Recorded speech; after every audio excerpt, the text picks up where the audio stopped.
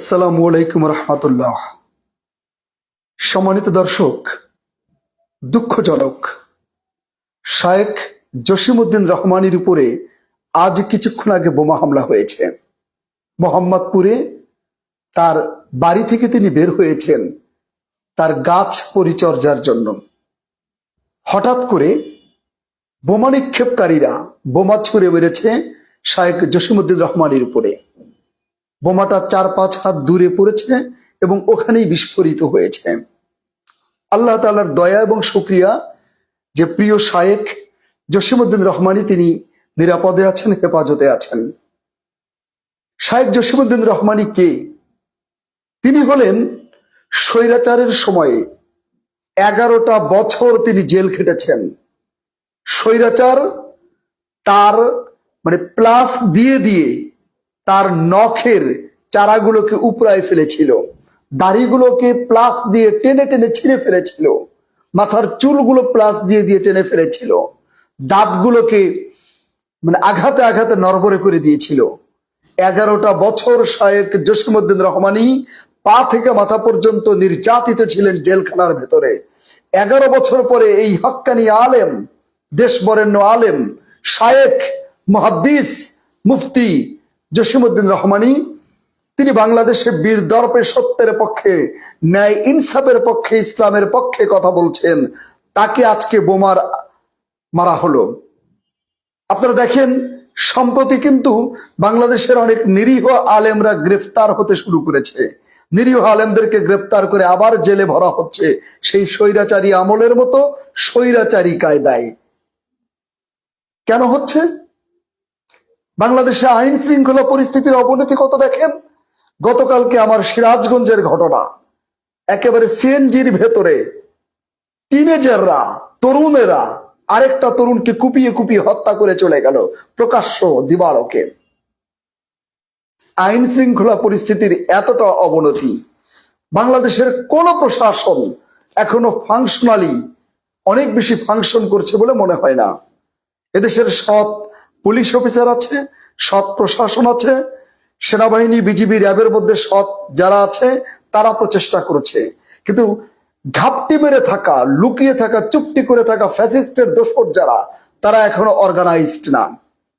আজকে দুঃখজনক, শহীদ শরীফ ওসমান হাদী আজ এতগুলো দিন হয়ে গেল, 15 দিন পার হয়ে যাচ্ছে। হাজার হাজার ছাত্র জনতা, তরুণরা শাহবাগকে ব্লকেট করে বসে আছে বিচারের দাবিতে। আমাদের উপদেষ্টা মন্ডলীর ভাবটা এরকম যে শহীদ ওসমান হাদী হত্যা হওয়ায় তাদের কিচ্ছু আসা যায় না। আপনারা এই ডক্টর ইউনূসের অন্তর্বর্তীকালীন সরকারকে জিজ্ঞেস করেন, আপনারা ক্ষমতায় বসেছেন কিসের ভিত্তিতে? তারা বলবে জুলাই অভ্যুত্থানের ভিত্তিতে। কিন্তু এদের কারো শরীরে তো জুলাইয়ের দাগ নাই। 17 বছরের স্বৈরাচার হাসিনার কোনো দাগ নাই। এদেরকে তো জেল, গুম, খুন শিকার হতে হয় নাই, এদেরকে তো রিমান্ডে যেতে হয় নাই, এদেরকে তো রাতের পর রাত ধান খেতে, পাট খেতে, বাসতলায় শুয়ে থাকতে হয় নাই। এরা হয়েছে উপদেষ্টা, এসির বাতাসে খেয়ে খেয়ে চর্বি হয়ে যাচ্ছে। এই এনজিও মার্কা সরকার, এরা এখনো পর্যন্ত ফাংশনালি জুলাইয়ের স্পিরিট ধারণ করে, জুলাই অভ্যুত্থানের স্পিরিট ধারণ করে, জুলাইয়ের চেয়ারকে সম্মান করে তারা কাজ করতে পারছে না। তারা বাংলাদেশের প্রশাসনকে নিয়ন্ত্রণ করে এদেশে আইন শৃঙ্খলা পরিস্থিতিকে উন্নততর করার চেষ্টা তারা করতে পারছে না। দুর্ভাগ্যজনক সত্য, শহীদ শরীফ ওসমান হাদীর বিচারের ব্যাপারে এই উপদেষ্টা মন্ডলীর আগ্রহের মাত্রাটা অত্যন্ত কম। আজকে দেখেন, এখনো শাহবাগে ব্লকেট চলছে। শাহবাগে আমার ভাইয়েরা এই প্রচন্ড শীতের মধ্যে দিন নেই রাত নেই বিচারের দাবিতে তারা উচ্চকিত, উচ্ছ্বসিত এবং তারা উচ্চকিত কণ্ঠে আওয়াজ তুলছে। আমার কথা হলো যে এই উপদেষ্টা যারা জুলাই গণ অভ্যুত্থানের স্পিরিট নিয়ে যারা চেয়ারে বসলো, এই অন্তর্বর্তী সরকারের কাছে কেন আমার ভাই শহীদ শরীফ ওসমান হাদীর বিচারের জন্য ধর্ণা দিতে হবে? বিচারের বাণী কেন গুমরে গুমরে কাঁদবে?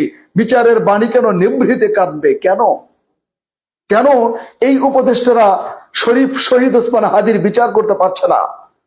কেন ভারতীয় আধিপত্যবাদের বিরুদ্ধে কথা বলতে পারছে না? 1.5 বছর হয়ে গেল এই উপদেষ্টারা কি কচু কাটেন? এরা ভারতের সাথে যে অবৈধ চুক্তিগুলো এখনো পর্যন্ত তারা বাতিল করতে পারে নাই, এখনো পর্যন্ত ভারতের সাথে চোখে চোখ রেখে কথা বলতে পারে না।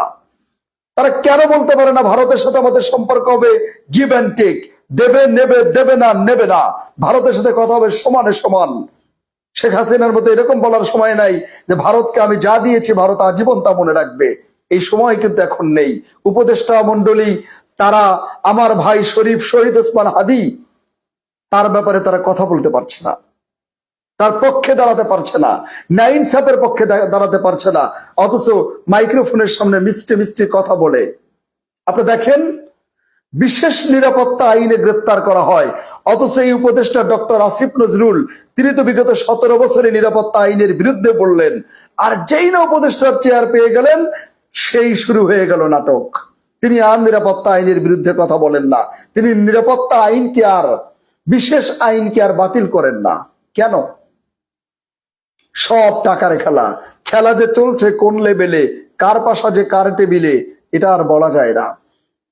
আজকে শাহেখ জসিমউদ্দিন রহমানী হুজুরের উপরে যে বোমা হামলা হয়েছে, আলেম ওলামাদেরকে গ্রেপ্তার করা হচ্ছে, না জানি নিরীহ আলেমদেরকে নির্বিচারে আবার সেই আগের মতো নির্যাতনের শিকার হতে হয় কিনা এই ভয়েই আছি। আর আমরা যারা সত্যের পক্ষে কথা বলি, সত্যের পক্ষে ব্যাখ্যা বিশ্লেষণ করি, সত্যের পক্ষে আমরা যারা দাঁড়াই, সত্য নিয়ে যারা চলি, যারা প্রতিটি মুহূর্তে হক কথা বলতে চেষ্টা করি, আমরাও বড় বেশি বিপদে আছি।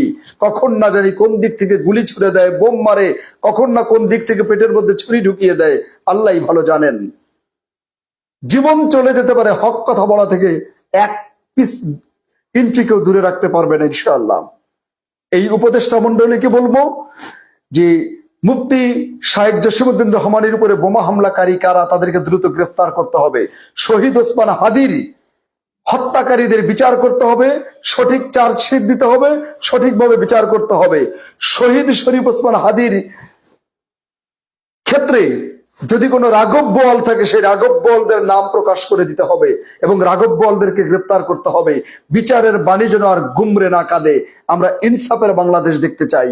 শরীফ শহীদ ওসমান হাদি কিন্তু বলেছে, আমি আমার শত্রুর বিরুদ্ধেও ইনসাফ চাই। ইয়াস, আমরা ইনসাফ চাই, আমরা ইনসাফের বাংলাদেশ চাই। আসসালামু আলাইকুম রহমতুল্লাহ।